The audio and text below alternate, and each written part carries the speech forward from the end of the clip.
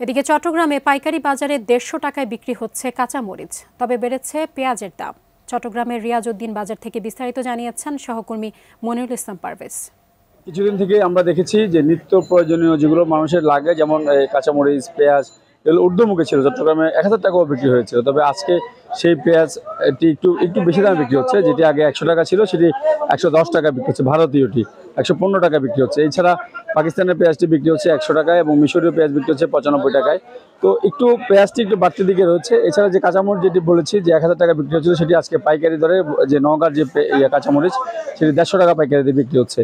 এছাড়া অন্যান্য যে সবজিগুলো রয়েছে সবগুলো একটু কমতির দিকে রয়েছে, অর্থাৎ যে ঢেঁড়স আগে ৮০ টাকা বিক্রি, সেটি আজকে ৫০-এর দিকে রয়েছে। বেগুন যেটি আগে ৮০ টাকা বিক্রি হচ্ছে, সেটিও আজকে ৬০ টাকা, ৭০ টাকা, এই ধরনের, অর্থাৎ সবকিছুই সবজিগুলো একটু কমতির দিকে রয়েছে। আর বাজারের যে ঊর্ধ্বগতি ছিল সেটির একটি কারণ আমরা জিজ্ঞাসা করেছিলাম। সবাই বলছিল যে পরিবহনের যে দাম, অর্থাৎ যে নওগাঁ থেকে এক ট্রাক কাঁচামরিচ আনলে যেটি আগে ২০,০০০ টাকা নিত, সেটি ৫০,০০০ টাকা পর্যন্ত নিচ্ছিল এবং অনেকগুলো কাঁচামরিচ পথেই নষ্ট হয়ে গিয়েছে। নানান রকম ঝামেলা হয়েছিল, যার কারণে এই পণ্যগুলো বেশি দামে বিক্রি হচ্ছিল। এখন বৃষ্টি নাই, বৃষ্টি কমে এসছে এবং অনেক জায়গাতেই এখন পরিবহন যে আগে যে সংকটটা ছিল সেটি ধীরে ধীরে কেটে উঠছে।